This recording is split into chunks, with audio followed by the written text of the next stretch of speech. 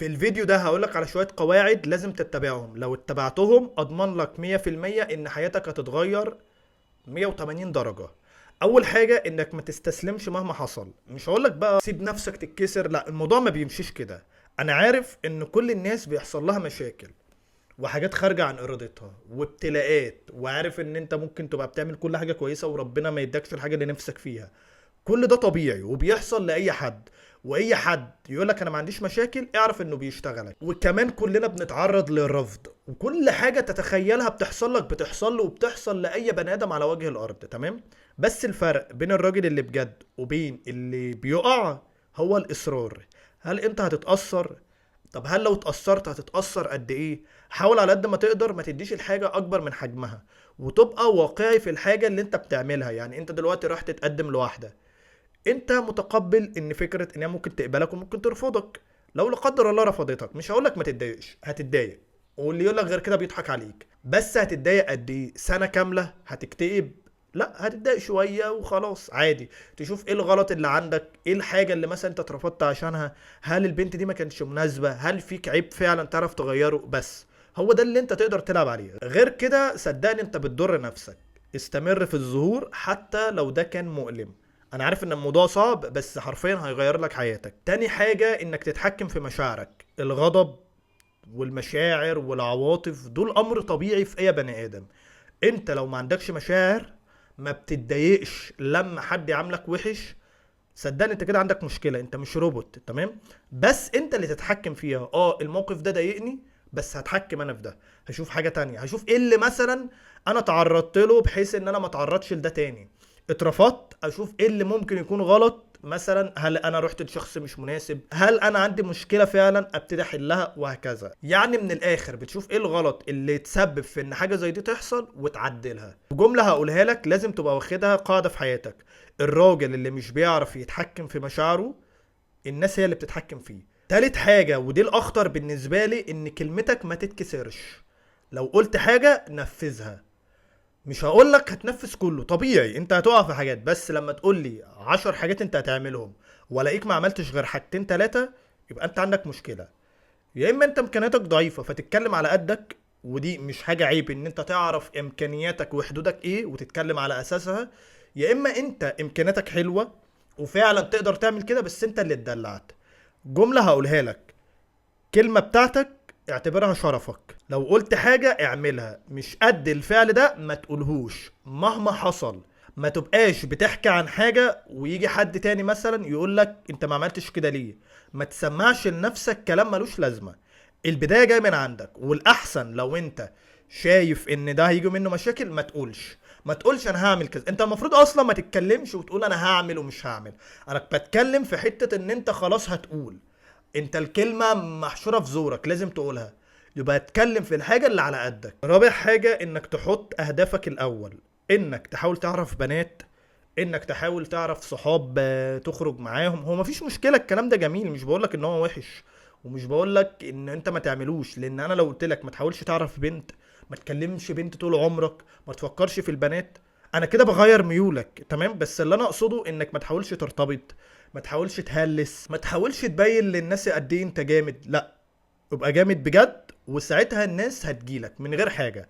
انت لو راجل معاك فلوس كتير، صدقني انت مش محتاج تطارد الناس، مش محتاج تخلي الناس تسمع كلامك، مش محتاج تقول للناس بص انا جامد ازاي، مش محتاج تجري ورا بنت او تقول لبنت انت ليه ما بتكلمنيش. والله العظيم مهما حاولت تعمل كل ده ماليه لازمة. حتى لو حصل مثلا ان البنت انجذبت لك يوم اتنين شهر شهرين، هتبعد عنك.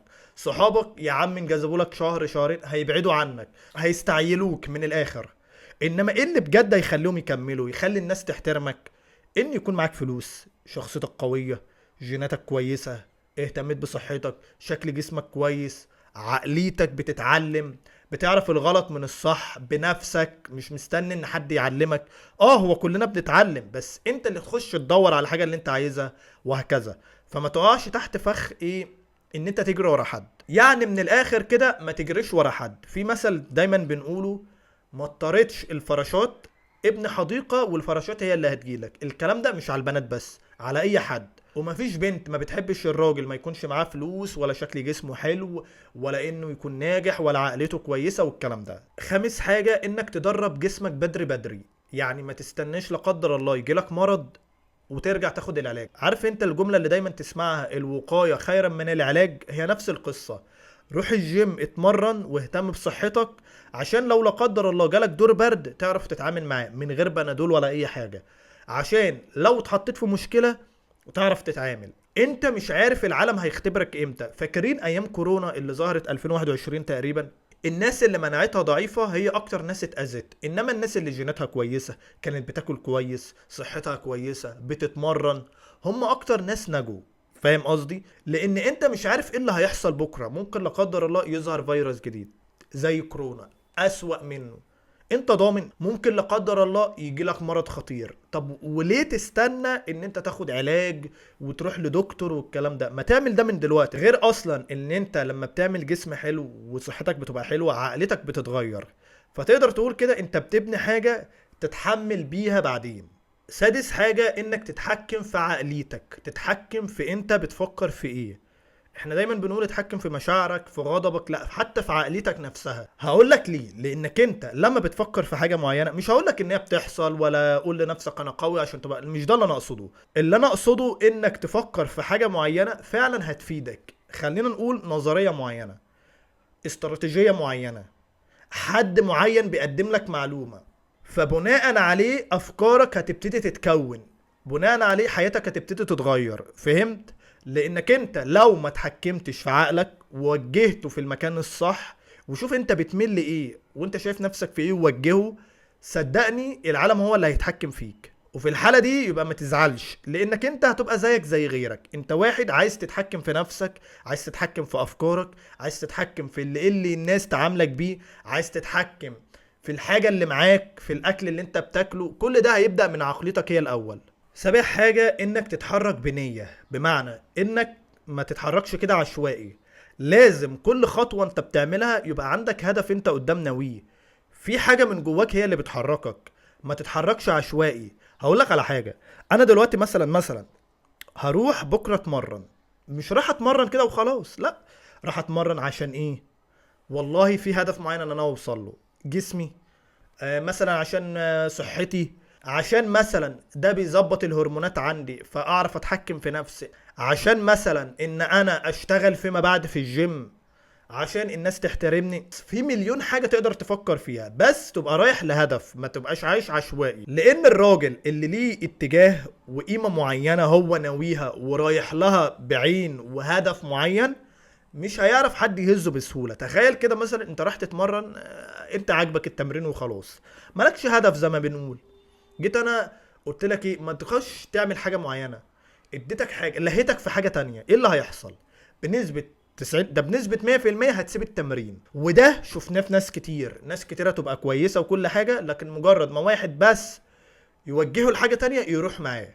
وده برضو مش معناه انك انت لو حطيت هدف ونية وحاجة معينة انت بتعمل بيها الشغلة دي، او انك بتعمل الحاجة ديت، يبقى انت مش هتعمل. لا عادي، ممكن واحد برضو يسحبك لحاجة تانية، انما الحاجات دي بتزود من فرص ان انت تخليك ثابت على مبدأك. تامن حاجة انك تحترم نفسك الاول قبل ما تطلب من حد انه يحترمك. ما ينفعش تبقى انت بتقل من نفسك، ما ينفعش تبقى عمال تضحك على نفسك، تقول انا بكرة هعمل وما اعملش، وتبقى عارف امكانياتك حلوة وما بتستغلش دوت، وتقعد تعمل حاجات ملهاش لازمة وتستنى اللي قدامك يحترمك. ولو انت اساسا بتحترم نفسك هتحط حدود للي قدامك. اللي قدامك ده مثلا بيحاول يقل منك، والله حاجة بسيطة، الجملة دي ما تتقالش تاني. كل واحد وبطريقته، انت برضو شواف ولازم تاخد بالك اللي قدامك نيته ايه.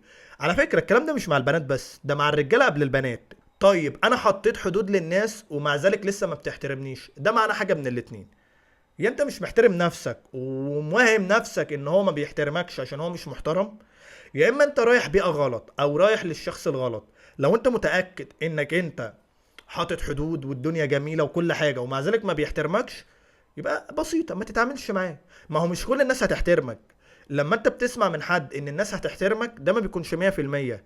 لما انت مثلا حد يقل منك وتحط له حدود، هيبعد عنك، ما هو يا حاجه من الاتنين، يا اما هيحترمك يا اما لا. احترمك خير وبركه، ما احترمكش ابعد انت عنه. لان الراجل اللي بيحترم نفسه وعارف قيمه نفسه وعارف انه ما ينفعش حد يغلط فيه، بيبقى عارف الناس نيتها ايه، وعارف الناس اللي ما بتحترمش بعض بيبقى نيتهم ايه، وعارف اخرتهم بيبقوا ايه. فبلاش انت تبقى منهم. تاسع حاجه انك ما ترتاحش.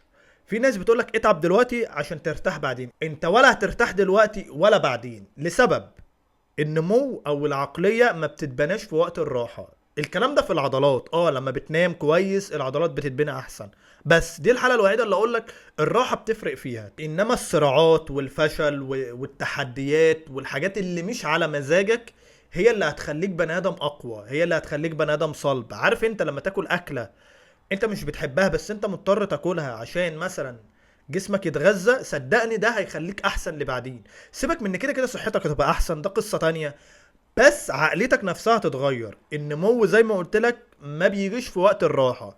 ما ينفعش تقول ايه ده انا هاخد الاكلة دي عشان طعمها عجبني، لا انا هاخد الاكلة دي عشان الفيتامينز والمعادن اللي فيها عجباني، عشان الفيتامينز والحاجة اللي فيها فعلا هتفيدني. حرفيا كل خطوة بتجبر فيها نفسك انك تعمل حاجة انت مش حاببها دي هتخليك اقوى بعدين. بنقول كده اخد الحق حرفة. حرفيا انت ما ينفعش تاخد قرار في وقتها. مخمخ، خد وقتك، ظبط دنيتك وبعد كده خد القرار. انك هتاخد قرار متسرع في الغالب، هو مش في الغالب، هو بنسبة 1,000,000% هيكون ضدك في الاخر، وهيكون ليه عواقب انت هتزعل منها في الاخر، وهيكون ليه عواقب وحاجات انت ما كنتش حاسبها وهتزعل منها في الاخر برضو. خليك فاكر ان البني ادم القوي ما بياخدش حقه في وقتها، بياخده بالطريقة، تمام؟ والقوة الحقيقية بتظهر وقت الضغط. خليك فاكر ان الراجل القوي ما بياخدش وقته في وقتها، بياخده بالطريقة. اخد الحق حرفة زي ما انا قلت لك. والقوة الحقيقية ما بتظهرش في وقتها، بتظهر في طريقة اتخاذ القرار. عاشر حاجة ودي هتبقى الأخيرة تقريبا، انك ما تاخدش قرار في وقت المشاكل. لان وقت المشاكل انت عقلك ما بيبقاش في افضل حالة، تمام؟ إيه اللي انت هتعمله وقت ما تحصل لك مشكلة؟ اسكت، ولا تتكلم ولا تفكر في حل ولا تعمل اي حاجة. ليه؟ لان اساسا اي حل هتاخده في وقتها، في وقت عصبية، في وقت مشكلة، في اي حاجة، صدقني في الغالب هيبقى غلط. لان عقلك تكوينه نفسه ما بيكونش في احسن حالة. تستنى المشكلة تهدى، مش بقولك اللي هو بعدها بيومين ثلاثة، لا خالص، استنى عد نص ساعة ساعة وابتدي فكر في حل. ابتدي شوف ايه اللي هيحصل. لانك انت لو بني ادم ضعيف هتتفجع، هتاخد قرار متهور.